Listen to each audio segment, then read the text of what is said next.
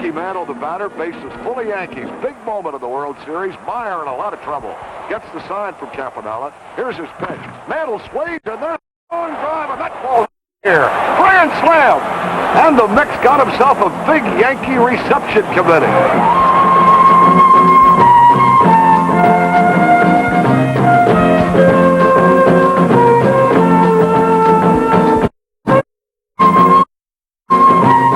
In the late 40s, the Mickey Mantle legend begins to unfold on the sandlots of Commerce, Oklahoma. Mickey Mantle, baseball's Triple Crown winner, 1956.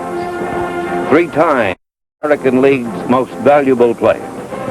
Holder of 9 World Series records, including 18 home runs. Today, Mantle is a successful business executive in Dallas, Texas.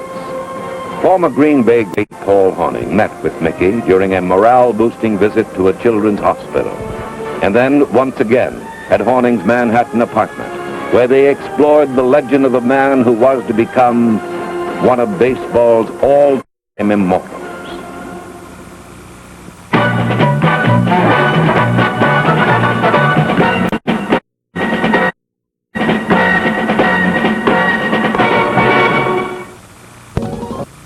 Mickey, you're probably on the covers of more magazines than anybody in the history of the New York Yankees, and I'd say that stands as itself quite an honor. But the one thing that distinguishes Mickey Mantle from all the rest of you, great power from both sides of the plate. And it started early. Your dad wanted you to learn how to hit from both sides of the plate. Well, yeah, baseball was his whole life, and he named me, actually, before I was born. After a baseball player named Mickey Cochran. His name was Gordon, but my dad didn't know that, I'm glad of. And anyway, he knew that someday in the future, from the time that I was born, that you was going to have to, if you couldn't hit both ways, you was going to have to be platooned. And so he taught me, his father was a left-handed pitcher, and he was right-handed, so he would pitch to me and let me hit left-handed, and then when my grandfather came home from work, well, he would pitch to me left-handed, and I'd bat right-handed. So they knew that someday you was going to have to be a switch hitter or almost a switch hitter unless you was just one of the fortunate ones that could hit both types of pitching from one side of the plate. And it was really lucky for me because when I joined the Yankees is when Casey Stengel started platooning everybody. Well, I've got some of your 536 home runs here, Mick. Why don't you get comfortable over here? We'll take a look and see if we can pick up some of this. The hitter will be Mickey Mantle. Will be up there right-handed in a tough situation. They're around to the left on Mantle. Here's the pitch, and he gets all of it. He hits a long drive, deep left field, and that ball is gone. When the Yankees really need it.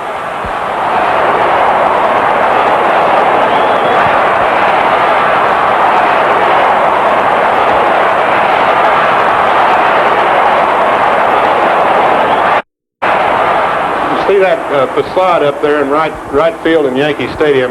I hit 2 balls that almost went over that, and I think they liked about maybe 6 inches apiece, and those were 2 of the hardest hit balls I ever hit. Mantle up there left-handed against the right-hander. They pull around to the left on Mantle, and here's the pitch. It's a breaking ball, and he hits a deep shot to right center field. The ball is going, it's gone. Another home run by Mickey Mantle, which ties up the ball game.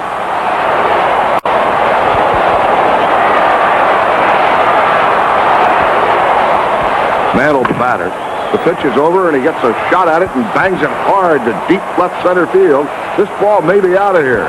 It is gone. A home run by Mantle. And the Yankees jumped into the lead.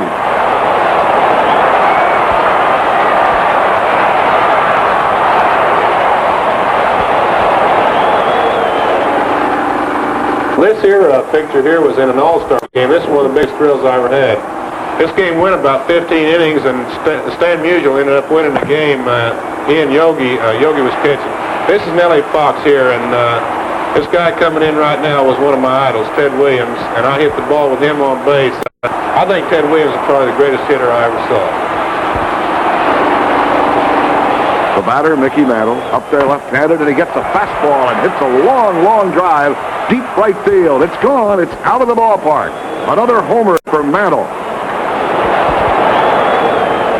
Mickey Mantle, the batter. The windup and the pitch, and Mantle bangs it. A long, high fly ball hit very high and very deep into right field. It's out of here. A home run by Mickey Mantle.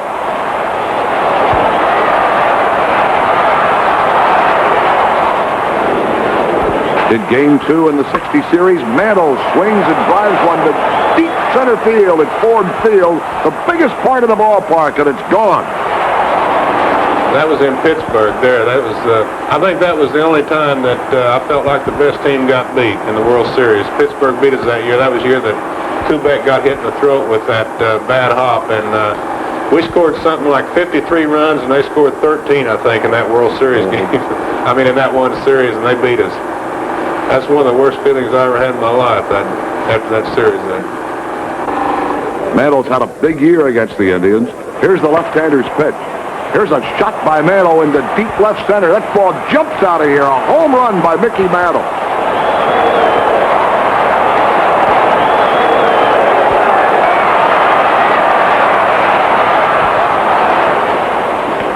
And so the World Series moves along. Here's a long, long drive. Mantle back, makes the catch on the run in front of the warning track.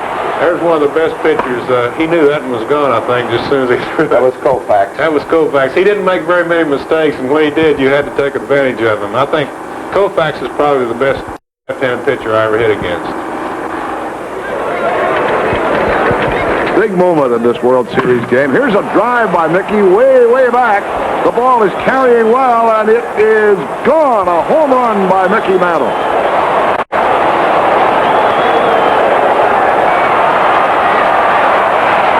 Big moment of this ball game. Mantle will be the hitter, and they play him back deep. Here's the pitch, and Mantle's laying it down. The front is perfect. Mantle will get a base hit. There's no play on him. All your great outfielders, years past, they all have to possess that great speed.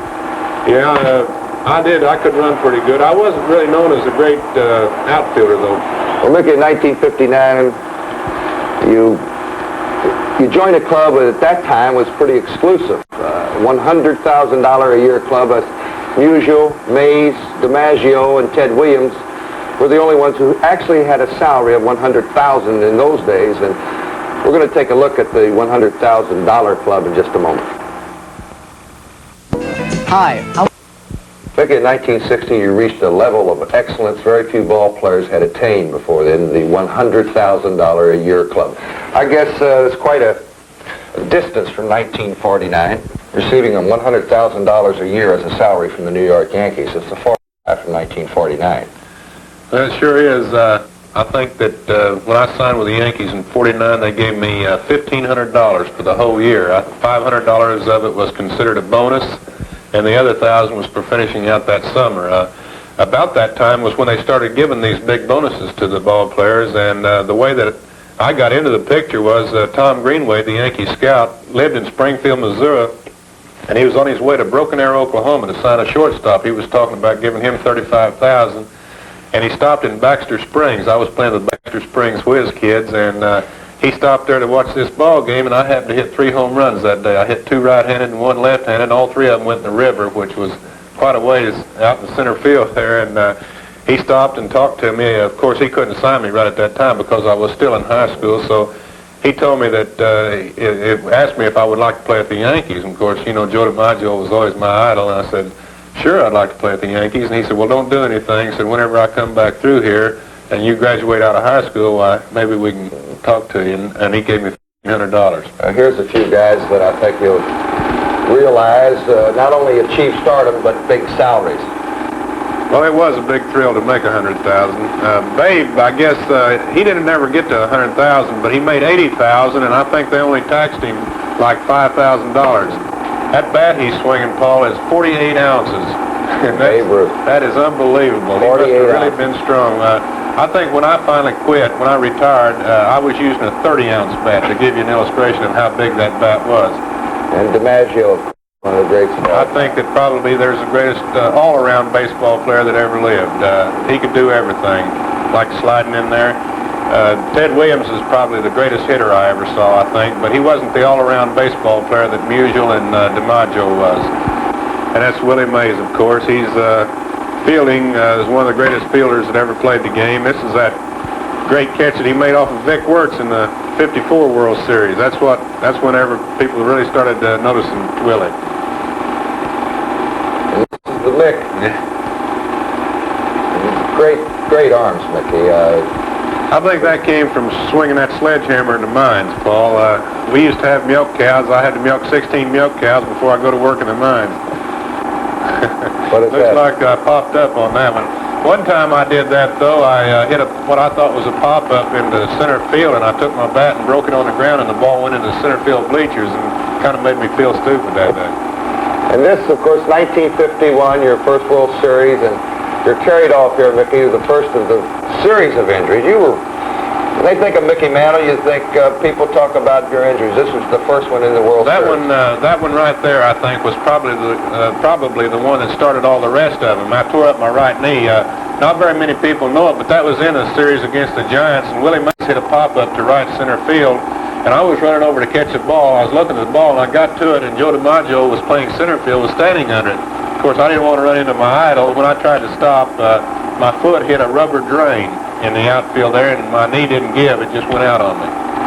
Mickey, modern day baseball's answer to Murder's Row. Yeah, that's me and Roger Maris right there, and Moose Skowron and Yogi Berra. I think probably, Paul, that's one of the best offensive teams I ever played with. A lot of people don't know it, but the year that Roger hit the 61 home runs, I had 54 that same year. Our catchers hit 60 home runs that year. Yogi had 20, and Elston Howard and Johnny Blanchard had 20 apiece. So we had a lot of home runs that year. This is in the World Series in the early 50s against the Dodgers. That's Monk Myers. The bases are loaded there. Now, I hit that ball into left center field with the bases loaded. It was a grand slam home run. In Yankee Stadium, it would have been a pop-up, really, and I would have given anything to play it in Ebbets Field my whole career. Only 390 feet, I think, to dead center field. There's a couple of pretty good pitchers there. Whitey Ford, I think he's the greatest pitcher that I ever played for, and Warren Spahn, of course, is one of the best I ever played against. How about this young man? Hank Aaron, I think, was probably the most underrated baseball player in my era. People always used to compare me and Willie Mays and Sandy Koufax, and Hank was kind of stuck out in Milwaukee, where he didn't get very much publicity. But I'm glad to see him finally getting the acclaim that he deserves. Mickey, here is a shot coming up where you break the record. Yankee Stadium for most home runs in a World Series. Well, this is Sal Magley. This was Don Larson's perfect game. That was the first run we got that day. Sal Magley was pitching a great game up until this. I think this was about the 5th inning. I hit a home run off of Magley and put us ahead 1-0. Later on, we got another run in that game. We beat them 2-0, but Magley pitched a great game that day. Now, this is one of the most famous baseball games in the history of not only baseball, World Series. Yeah. Made a fantastic catch here. Yeah, this is Gil Hodges hit this ball. This is the same game, Don Larson's perfect game. This is one of the best catches I ever made here, Paul. That was in way out in left center field. That would have been a home run in Ebbets Field, for instance. That didn't even get to the track in the Here's the home run that you break Ruth's record. Yeah, that was in the 9th. Not only won that game for us, Babe Ruth did have 15 home runs. That made me 16 in World Series play. You called it. I called that shot, yeah. Whenever they went out and took the pitcher out and brought Schultz in, I went back over to the on-deck circle. Elston Howard was the next hitter, and I told Ellie that if he threw the first ball over, I was going to hit a home run, because usually a knuckleball pitcher will try to get the first ball over so they can really start making it work on you, and luckily I hit it. In your last 4 years, I guess you played with a constant companion, and of course everybody realizes how hard it was for you the last couple of years. You played with pain. Well, it was, the last 4 years were very painful. I think that I had about 7 years right through the middle of my career where it didn't really bother me that much, like from 1956 until 1964. I felt like those years through there I was playing fairly well. I could run real good. And then at the last 4, it just seemed like that maybe the taping and the gauze and all that cut off the circulation somewhere or other. But I got to where I couldn't score from second base, and they had to put me on first base because I couldn't shag the flies anymore. And the pain did just really kind of get to me the last 4 years. Now, Mickey, you wrote a book. It was called The Quality of Courage, Stories of Heroism and Bravery. And You tell about the people who you admire in the book, and as far as the quality of courage is concerned, I think Mickey Mantle exemplified that as much as any baseball player in the history of the game. And we'll be back in a minute to talk a little about courage. Good. What was your name? John Ball? You know, Mick, most great athletes have one common denominator, their ability to perform under pressure. And in many cases, perform under adverse conditions. You learned that early. You had to play with pain a lot of your career. Well, I did. I got kicked in a football game when I was a sophomore in high school, and we thought it was a sprained ankle. About 4 or 5 days later, it was still getting worse, and I went to a hospital, and they took my temperature. I had 104 degrees temperature, and we found out it was osteomyelitis of the bone.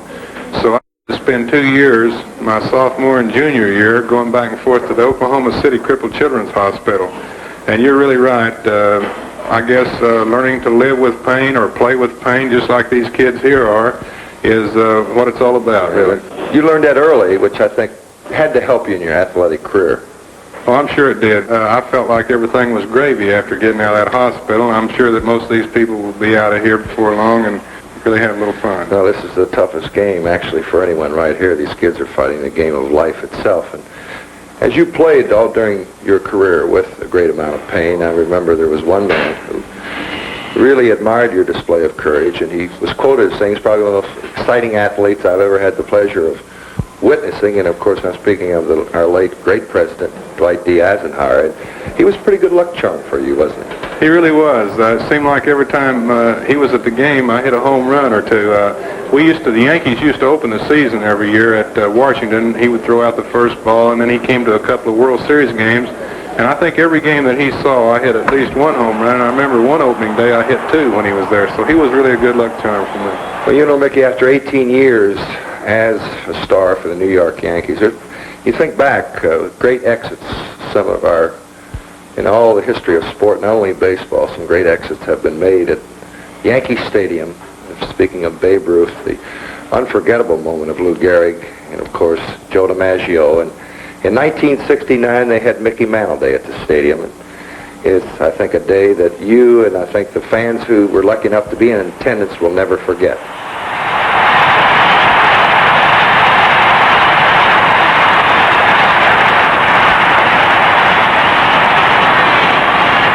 Thank you. When I walked into this stadium 18 years ago, I felt much the same way I do right now. I don't have words to describe how I felt then or how I feel now. But I'll tell you one thing, baseball was real good to me. And playing 18 years in the Yankee Stadium for you folks is the best thing that could ever happen to a ball player.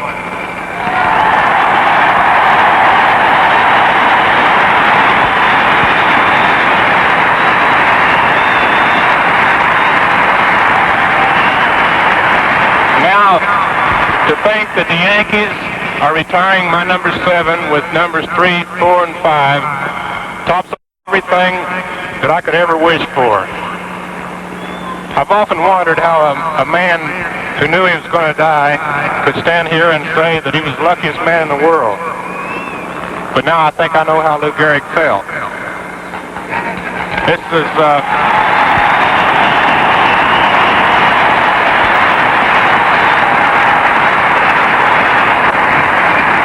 been a great honor. I'll never forget it. God bless you all, and thank you very much.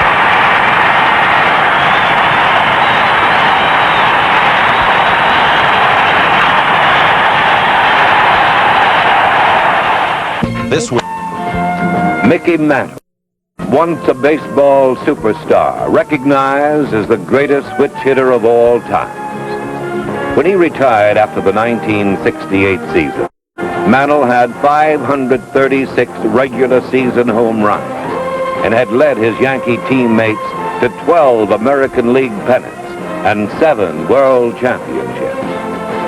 Today, Mantle is a successful business executive in Dallas, Texas, where he lives with his wife, Merle, and their 4 sons, Mickey Jr., David, Billy, and Danny. Mickey Mantle. Long live the Mick, and long live his legend.